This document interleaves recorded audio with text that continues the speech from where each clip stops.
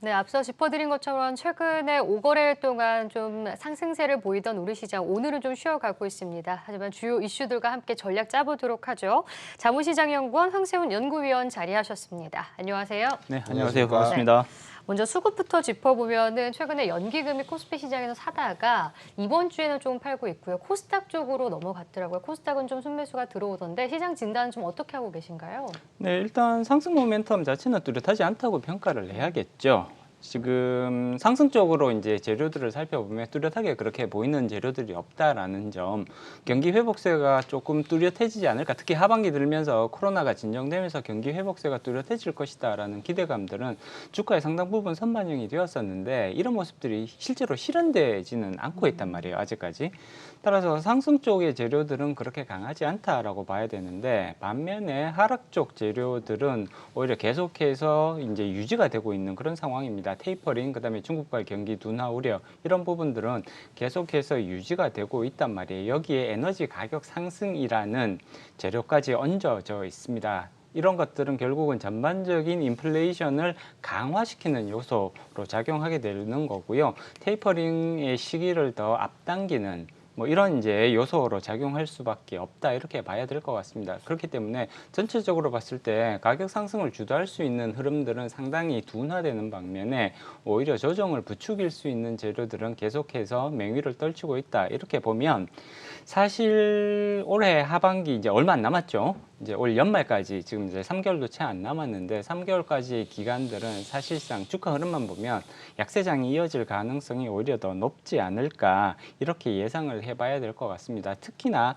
테이퍼링 스케줄이 아마 11월 달에 발표될 걸로 예상이 되는데, 테이퍼링이 이전에도 우리가 이제 2008년 글로벌 금융위기 이후에 테이퍼링을 경험한 적이 있습니다. 근데 테이퍼링이 시작되면 보통 초기 단계 테이퍼링이 시작되는 처음에 한 달 정도에 그 테이퍼링 효과가 집중되는 이런 경향들, 모습들이 관찰이 되었단 말이에요. 그 이후에는 사실상 그 효과는 대부분 반영이 되어버리기 때문에 뚜렷하게 나타나지 않는, 따라서 테이퍼링이 시작되는 단계에 있어서는 오히려 시장의 변동성이 더 커질 위험성을 가지고 있습니다. 달러들이 조금 불안하니까 사실 미국으로 귀환하는 이런 모습들이 강하게 나타났던 그런 경험들을 가지고 있거든요. 그렇기 때문에 테이퍼링이 시작되는 시점, 발표되는 시점, 그리고 시작되는 시점에서는 오히려 시장의 변동성을 확대시킬 가능성들이 더 크다라는 점, 변동성, 그리고 오히려 이런 것들이 주가 상승보다는 하락 쪽으로 작용하게 될 가능성들이 높다라는 점. 물론 이제 투자자분들에게 이런 말씀 드리는 게 조금 이렇게 죄송스러운 측면도 있기는 합니다만, 개인적으로는 이런 요소들을 감안을 했을 때 올해 연말까지는 계속해서 약세장이 이어질 가능성들이 더 높지 않을까. 지수가 계속 박스권에 갇히면서, 그리고 그 박스권의 상단과 하단이 그렇게 이렇게 틈이 많이 벌어지지는 않을 것 같습니다. 이러한 약간은 조금 지지부진한 흐름들을 보일 가능성을 염두에 두시고 투자 전략을 세워 가시는 것이 오히려 더 가능성이 높은 전략이 내지는 시나리오가 되지 않을까, 이렇게 예상하고 있습니다. 네. 그러면 박스권에 좀 갇혀있는 장세가 펼쳐지는 가운데 조금 밑으로 방향성을 두고 염두에 둬야 될 것 같은데, 그러면 전략을 짜는 게 중요할 것 같습니다. 트레이딩 관점에서 접근을 하는 것도 중요할 것 같고, 아니면 좀 보수적으로 현금을 챙기는 게 좋을까요? 어떻게 보고 계신가요? 일단 당분간은 공격적인 매수 포지션보다는 방어적인 전략이 더 유효하지 않을까, 그렇게 봐야 될 것 같고요. 그렇다고 해서 무작정 현금 보유를 늘려가라라는 전략보다는 앞서도 말씀드렸듯이 하락의 위험성 내지는 하락의 압력이 더 크긴 합니다만 큰 폭의 하락이 될 가능성은 제한적이라고 봐야 되는 거거든요. 따라서 하단을 아마 2,900, 조금 더 비관적으로 잡으신다면 아마 2,850에서 2,900 사이 정도가 하단으로 형성될 가능성이 오히려 높다라고 예상해 볼 수가 있습니다. 그렇다면 주가가 3,000에서 코스피 지수가 3,000에서 무너져서 2,900 근처로 가게 된다면 이것은 하락의 거의 하단 쪽에 와 있다라고 충분히 해석이 가능할 것 같고요. 오히려 이러한 기회를 저점 매수의 기회로 활용하시는 전략도 아마 충분히 예상해 볼 수 있지 않을까 싶습니다. 지수가 박스권에 갇히게 된다면 하락 근처에서는 매수 포지션을 확대하고, 이게 이제 박스권 상단으로 올라가게 되면 다시 또 매도를 통해서 그 단기적인 차익을 노려보는 것도 사실 어떻게 보면 현명한 전략이 될 수가 있거든요. 따라서 과도하게, 사실 이제 제가 개인적으로는 가장 우려스럽게 생각하는 부분이 투자자분들의 눈높이가 작년의 기대 수익률에 여전히 맞춰져 있는 분들이 많다라는 거예요. 작년 같은 경우에는 60%, 70% 수익 낸 분들이 굉장히 많으셨을 텐데 올해는 이러한 수익률의 달성은 사실상 대단히 어렵다라는 점. 그렇게 봤을 때는 기대 수익률을 목표 기대 수익률을 많이 낮추고 대신에 짧게 끊어가는 이러한 방식의 투자 전략이 오히려 현재와 같은 이런 변동성 장세에는 더 효과적인 수단이 될 수 있다. 이러한 점들을 투자자 여러분들께서도 한번 생각해 보실 필요가 있을 것 같습니다. 이 투자 전략 차원에서 우리 손현정 앵커가 삼성전자 주식의 행방에 대해서 여쭤봤던 이유 중에 하나가 제 생각에는 시가총액에 우리 삼성전자가 차지하고 있는 포션이 상당히 크고 우리 주가 지수에 미치는 영향도 상당히 크지 않습니까? 그렇습니다. 이 삼성전자가 일단 7만 원대에서 6만 원대로 미끄러지고 박스권에서 움직이는 이상에 코스피가 만약에 2,700, 2,800 선으로 내려온다면 다른 업종에서의 어떤 주가 하락이 뚜렷하게 나타나는 분야가 있을 것이다. 예를 들어서 시총 10위권 밖에서 한 20위 중간 정도에 있는 업종들에서 그동안이 많이 올랐던 제약 바이오 업종이나 또는 기술 관련된 쪽에서 조정이 있기 때문에 2,700으로 오는 건지 아니면 삼전이 더 빠질 건지 그런 분야는 어떻게 해석을 해야 될까요? 개인적으로는 2,700까지 빠질 가능성은 그렇게 높지 않다고 보고 있습니다. 앞서도 말씀드렸듯이 하단은 2,900선 근처에서 하단이 형성될 가능성을 더 높게 보고 있고요. 오히려 비관적으로 본다고 하더라도 2,850 이하로 떨어질 가능성은 현재로서는 조금 제한적인 수준이라고 평가를 하고 있습니다.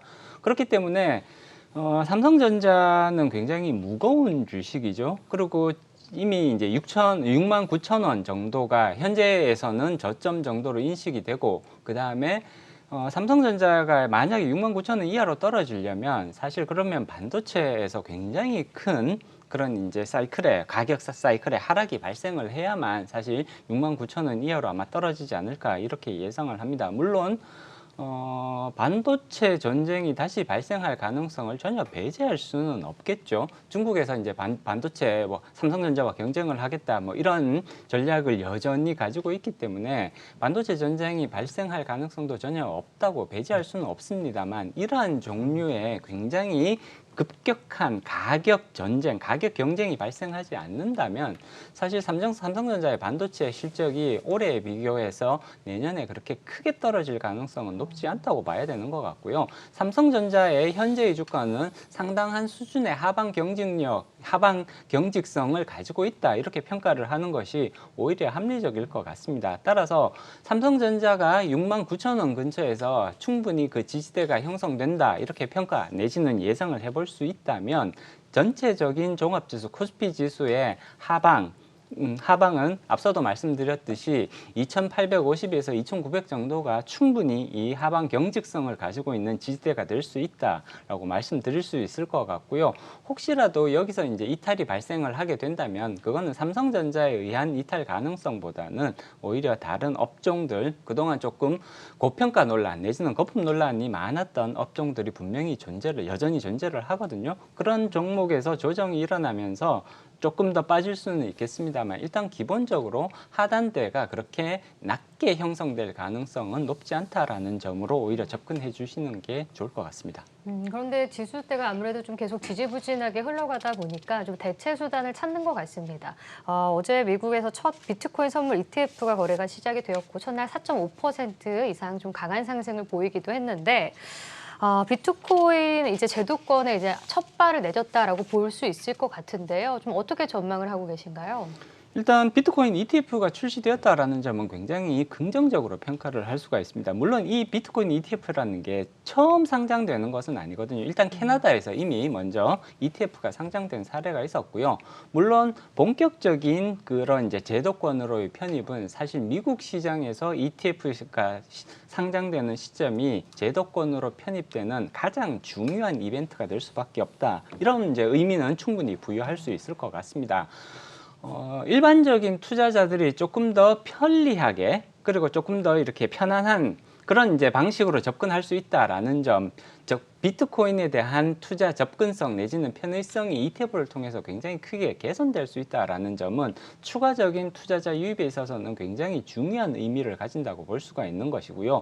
이렇게 ETF가 시장이 형성되었을 때 더 많은 투자자가 유입되면서 가격의 변동성이 이전에 비해서는 오히려 줄어들 가능성을 오히려 더 높게 예상해 볼 수가 있습니다. 투자자가 그만큼 많이 모여든 가능성이 높아졌기 때문에 여기에서 그 수급 변동에 의한 비트코인 기초 자산의 가격 변동성 자체가 줄어드는 방향으로 작용할 가능성이 더 높다고 예상해 볼 수가 있는 거거든요. 그렇기 때문에 비트코인이 가지고 있었던 가장 최대의 약점, 가격 변동성이 너무 크다는 거였거든요. 투자 자산으로서의 매력도를 오히려 감소시키는 이러한 요소가 되었었는데 ETF의 등장은 이러한 비트코인 가격 변동성을 일정 수준 줄이면서 오히려 투자 자산으로서의 유용성은 더 증가시키는 방향으로 작용하게 될 가능성이 높습니다. 따라서 이런 부분들은 비트코인이 투자 자산으로서 이제 완전히 확실히 자리를 잡아가고 있다라는 것을 의미하는 굉장히 중요한 이정표가 될 가능성이 높고요. 투자 자금이 꾸준하게 유입이 되면서 이전의 변동성을 다소간 줄이지만 그럼에도 불구하고 자산으로서의 가치를 인정받으면서 오히려 비트코인 가격이 추가적으로 상승할 수 있게 만드는 굉장히 중요한 이벤트라고 볼 수가 있습니다. 비트코인이 지금 6만 3천 달러, 한 4천 달러 정도로 급등을 하고 있고 제가 방금 확인해 보니까 미 10년 만기 국채 금리가 1.6대로 급등을 했네요. 네. 1.658. 이제 이렇게 놓고 보면 결국 금이라든지 아까 우리 손은정 앵커가 말씀하셨다시피 대체 자산 이 부분에 대해서 잠시 우리가 증시가 쉬어간다면 이쪽에다 눈을 좀 돌려도 되지 않을까 하는 생각이 드는데 채권은 좀 잠기고 단기적으로 우리가 뭐 추천하실 만한 관심을 가져볼 만한 대체 자산이 있을까요? 뭐 금이라든지 뭐 다른. 일단 가장 중요한 부분은 인플레이션이 심해지는 시기가 이제 계속해서 이어질 그렇죠. 가능성이 높지 않습니까? 이렇게 된다면 전통적으로 가장 인플레이션에 대해서 강한 방어력을 가지고 있는 자산은 금이라는 사실을 부인하기는 어렵습니다. 물론 금만 그렇지는 않죠. 네, 다양한 종류의 원자재들 다 인플레이션에 대한 방어 기능을 가지고 있습니다. 그렇지만 가장 금만큼 그 인플레이션에 대한 방어 기능이 확실하게 검증된 자산은 드물다라는 말씀을 드릴 수 있을 것 같고요. 시차에 조금 약간의 시차가 발생할 수는 있습니다만 금의 가격 변동은 결국은 인플레이션으로 인한 효과를 거의 100% 흡수를 하면서 가격 흐름이 나타날 가능성들이 높다. 따라서 일정 부분 금에 대한 비중 확대 내지는 조금 장기적인 관점에서 지금 당장 금이 인플레이션 효과를 충분히 반영하지 않는다고 하더라도 금이란 자산의 속성을 살펴보면 결국 그러한 효과들을 충분히 가격에 반영시키는 특성들을 가지고 있습니다. 따라서 장기적인 관점에서는 일정 부분 금을 포트폴리오에 그리고 반드시 현물의 형태일 필요가 없거든요. 네. 금에 투자할 수 있는 방법들이 굉장히 다양하게 존재를 합니다. 그렇기 때문에 금을 일정 부분 포트폴리오에 편입시키는 이런 모습들은 오히려 굉장히 필요한 시점이다. 그리고 인플레이션이 단기간 안에 끝나지 않을 가능성이 더 높아졌거든요. 이런 점들을 감안을 하면 이런 부분들에 대한 준비 작업으로서 금을 포트폴리오에 편입시키는 노력은 충분히 그 효과, 유효성이 있는 필요한 전략이라고 평가할 수 있습니다. 네. 네, 오늘 말씀 여기까지 듣겠습니다. 자본시장연구원 황세훈 연구위원과 함께했습니다. 고맙습니다. 고맙습니다. 고맙습니다.